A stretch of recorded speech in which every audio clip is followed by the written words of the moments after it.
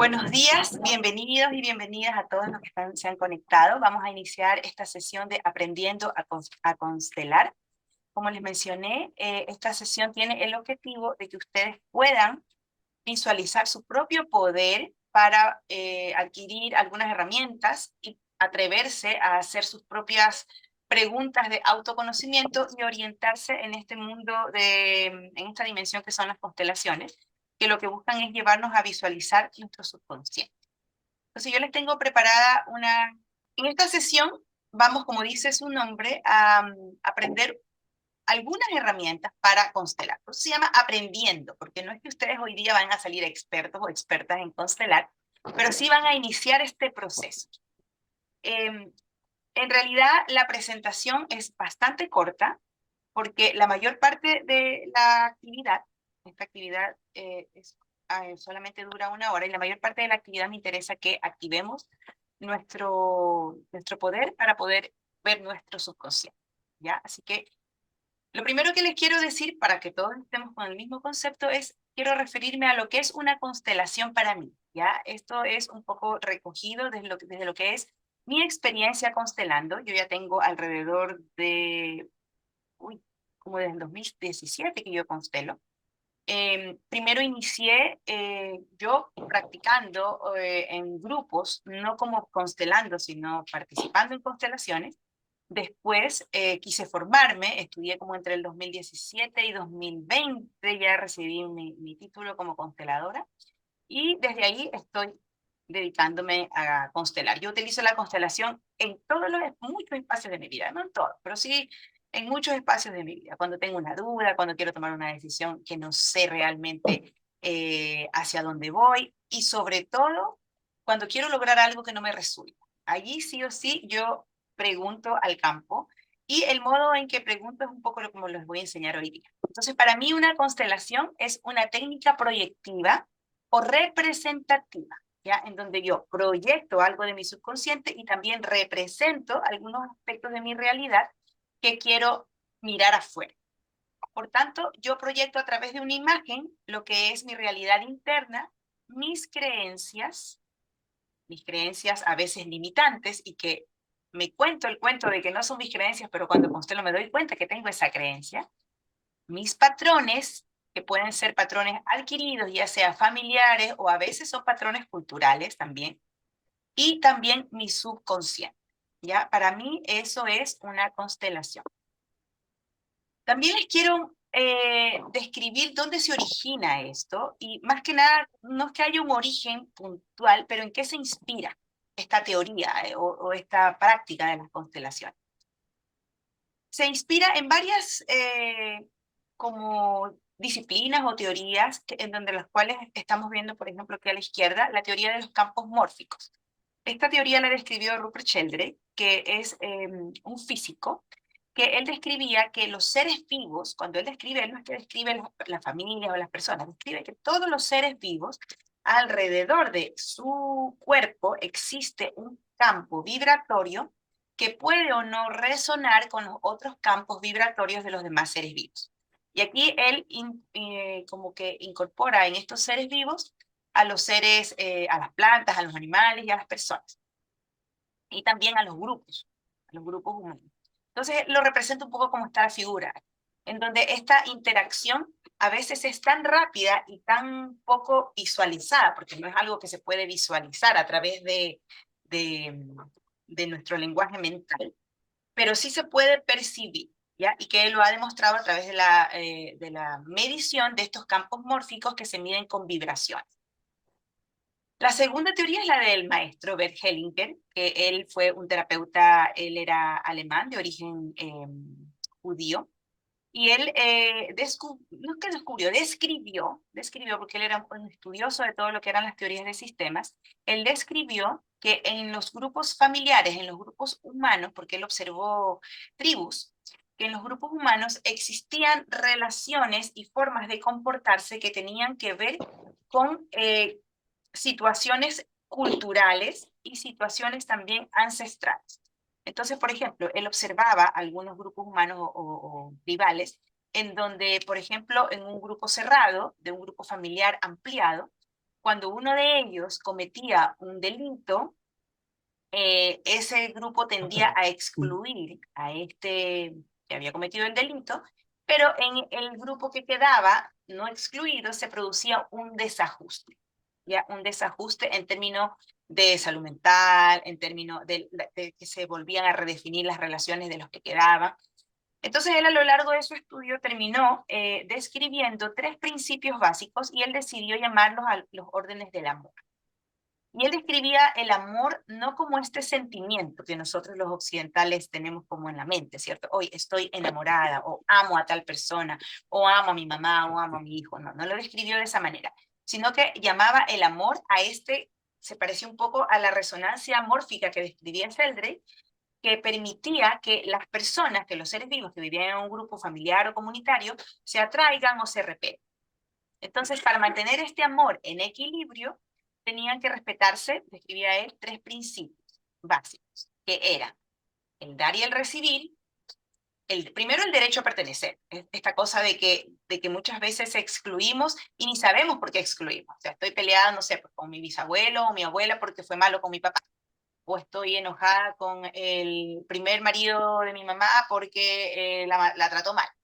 Entonces, esto es algo muy, los seres humanos somos muy, llamo yo, como de tomar partido, tomar bandos. Entonces me voy a un extremo o me voy a otro extremo, pero a veces no soy muy consciente de lo que me genera eso a mí, entonces tiendo a como, no es la mejor palabra absorber, pero tiendo a repetir algunos patrones o algunas vivencias que vivió ese ancestro.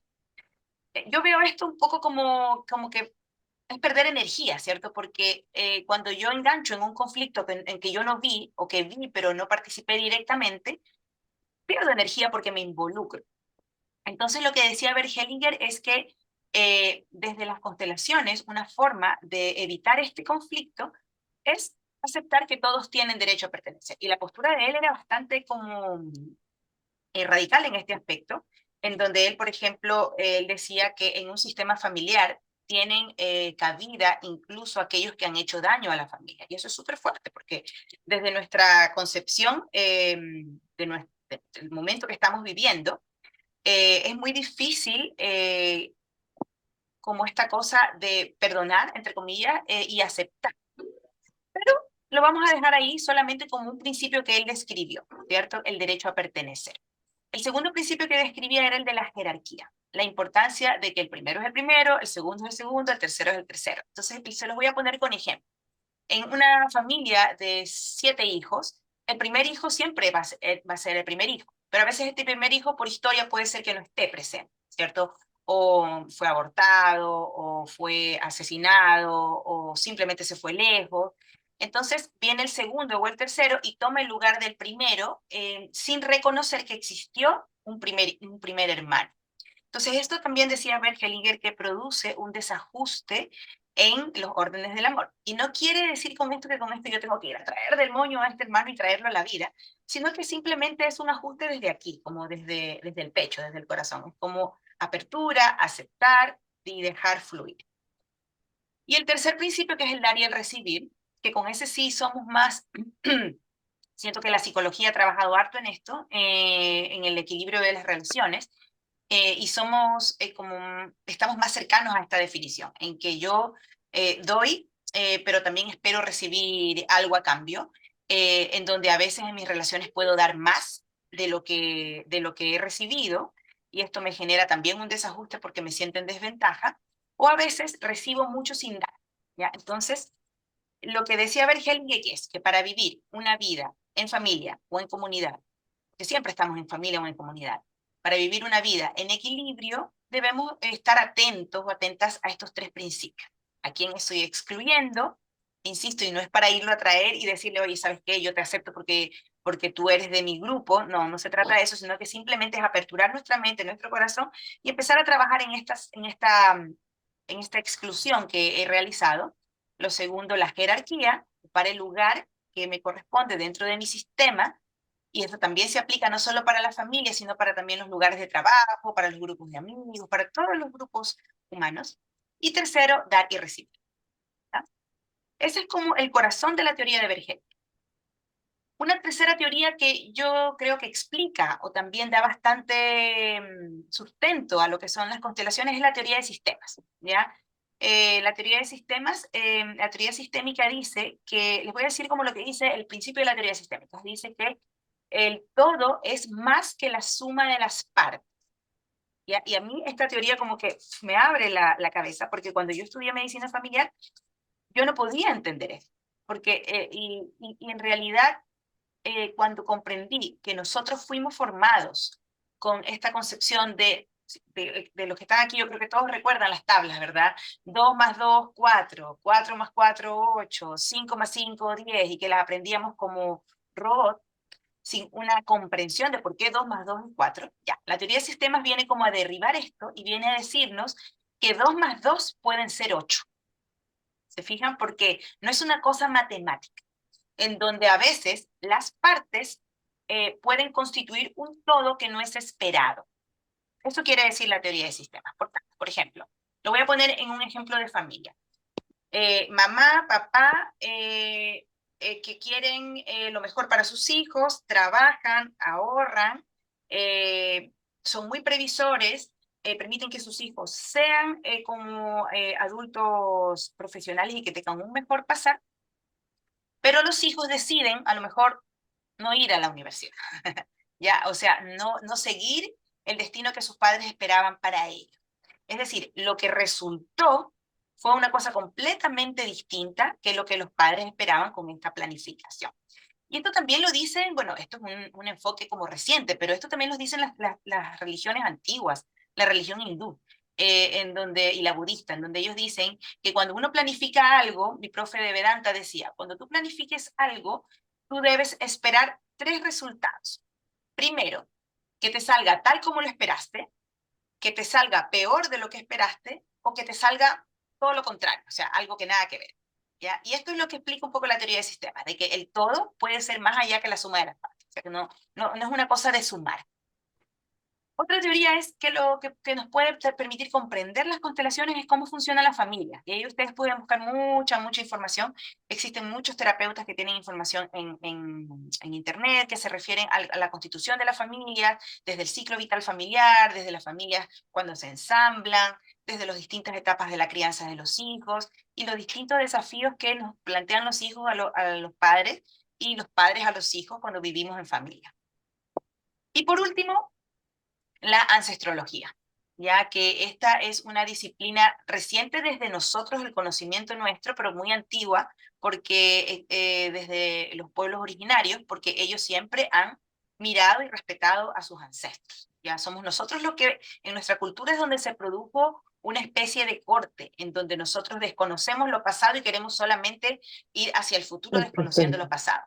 Pero las culturas originarias siempre han reconocido y respetado a sus ancestros. Entonces, ¿para qué se pueden usar las constelaciones?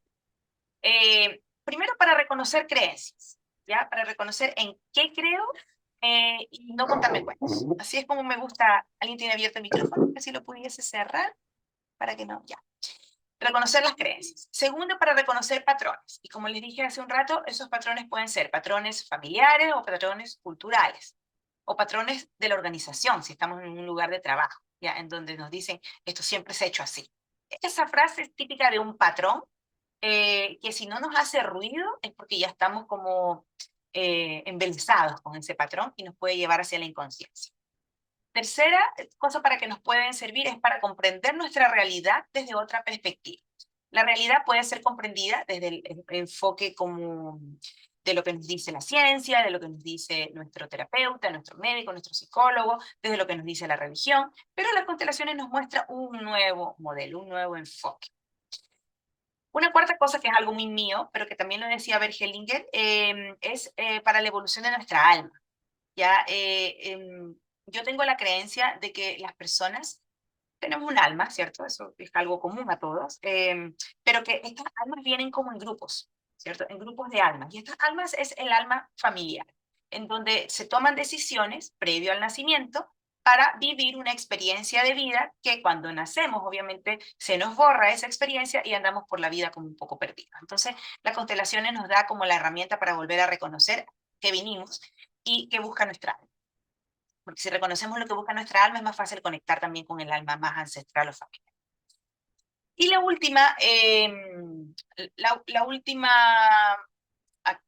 como dimensión que se puede utilizar y en la que yo lo uso mucho para mis pacientes cuando hago coach, es para lograr nuestros objetivos, ¿ya? Y por eso estas dos figuras, aquí como este hombre con la cabeza casi al explotar, porque por un lado el cerebro, el hemisferio derecho le dice que puede, crea muchas cosas, muchas realidades maravillosas, pero por otro lado el hemisferio izquierdo le dice, no, tú no puedes, eres limitado, no viniste a eso. Entonces vivimos como seres humanos en esta dualidad es como el ángel bueno y el ángel malo que se veía en los monitos animados hace años, en donde no sabemos hacia dónde ir y hacia dónde nos tira esta mente.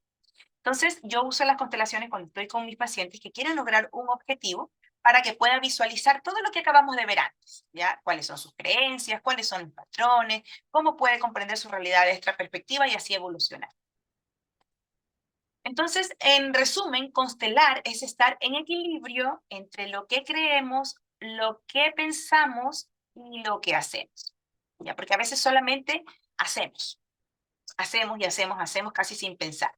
Otras veces le prestamos atención al pensamiento, pero muy pocas veces vamos a la raíz. ¿A qué creencia hay detrás de ese pensamiento? Y muchos de nosotros podemos estar en el pensar y hacer, pero sin reconocer qué es lo que creo. Y ahí es la raíz de donde las constelaciones nos pueden ayudar. Entonces, ¿qué necesitamos para constelar? Estas cualidades, como ustedes ven, no son cualidades mentales, ni son cosas que ustedes tengan que estudiar. Son cosas, valores en los que hay que trabajar, ¿cierto? Necesitamos para poder constelar, primero apertura. Apertura, que esta mente, cuando la mente me dice, no, eso no puede ser, estás loca, ya, ahí necesito trabajar mi apertura. Segundo, necesito trabajar mi humildad. ¿Ya? Y ahí se requiere mucha, sacar el patrón que nos dio la iglesia de que la humildad es la pobreza, de que la humildad es dar todo lo que tengo, de que la humildad es no, es que dejar que me hagan mal y yo no responder. Eso no es humildad, eso no es el valor de la humildad. La humildad viene de humano, humano, viene de esta capacidad humana de reconocer quién soy, reconocerme como un ser humano, ¿cierto? Limitado, desde el punto de vista de que tengo una vida limitada, nazco y muero, pero en este trayecto necesito una ayuda para volver a ser este ser humano conectado con algo divino. Y ahí viene este trabajo de la humildad de pedir ayuda en lo que yo crea.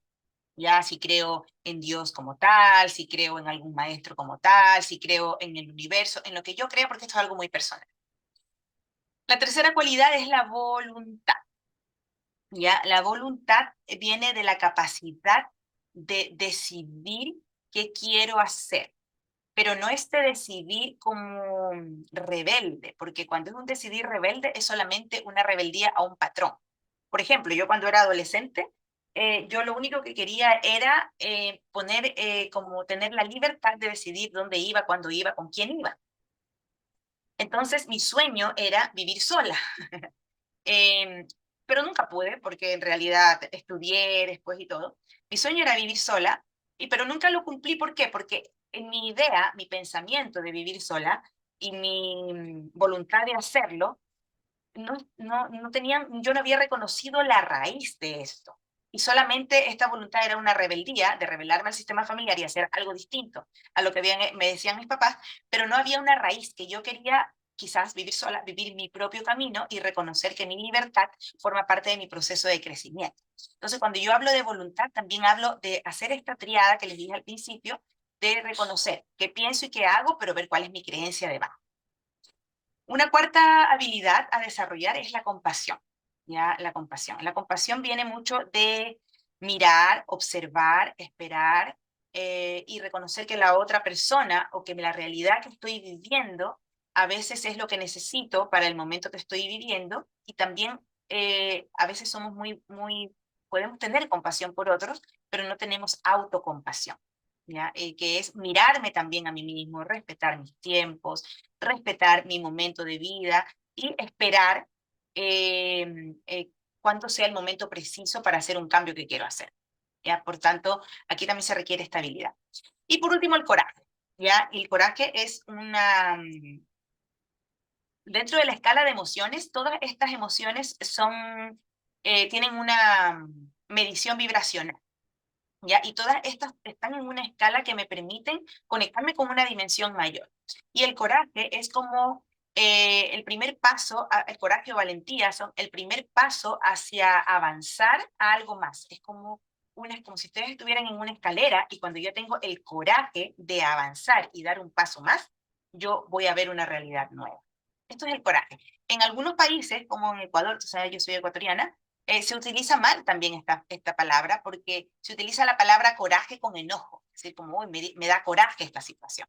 Pero en realidad el origen de la palabra viene de coraza. Yo rompo esta coraza y me aperturo con humildad, con voluntad y con compasión para dar un paso más. Y de esta escala, estoy en el primer escalón, doy con toda mi voluntad y con toda mi apertura y todas estas cualidades, doy un paso hacia el siguiente escalón. Y del segundo escalón voy a ver mejor, ¿cierto? Voy a ver, mientras más subimos la escalera, podemos ver más en perspectiva.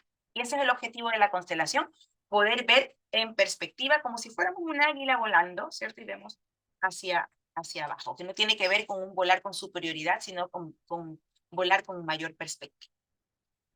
Ahora, ¿cómo se realiza la constelación? Se puede realizar de distintas formas, ya hay de todo. Bert Hellinger la hacía así como está aquí la figura de la derecha, en grupos, ya con personas. También se puede utilizar con muñequitos. Yo lo trabajo con muñequitos. Lo he practicado de los dos modos.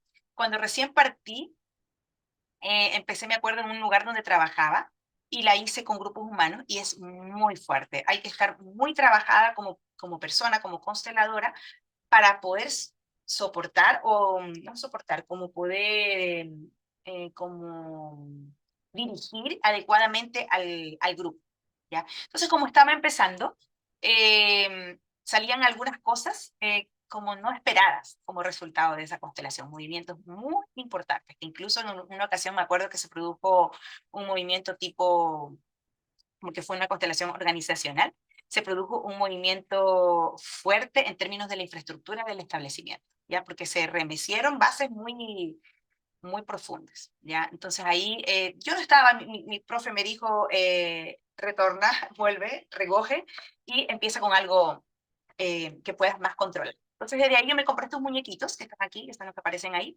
y siempre trabajo con esto, ¿ya? Y me gusta trabajar con esto porque es más íntimo, ¿ya? Y no se expone tanto a la persona, porque cuando yo iba a constelar en grupo salía muy removida, muy removida. Me gusta, pero no lo hago en mi práctica. Y hay otras formas de constelar, ¿ya? Otras formas de constelar, como son, por ejemplo, hay algunos que utilizan piedras, hay algunos que utilizan frases, hay otros que utilizan dibujos, se puede constelar con colores, se puede constelar con música también, con las frases de las canciones, o cuando ya constelan tanto, llega a pasar que ustedes están en una conversación familiar con alguien y se produce una develación de un secreto que nadie sabe por qué se contó en ese momento. Están todos en lo mejor de la conversación familiar y sale una historia que estaba súper guardada. Eso es una constelación familiar espontánea, le llamo. ¿Ya? Ya, entonces, vamos hasta aquí. Es lo que les quería comentar en relación a la constelación. Como ustedes pueden ver, es una herramienta que es muy poderosa, que puede ser utilizada de distintos modos. Y voy a proceder a enseñarles entonces el modo de hoy día. Bueno, me despido de ustedes y les doy las gracias por el día de hoy y nos seguimos viendo en las siguientes clases de Aprenda a Constelar.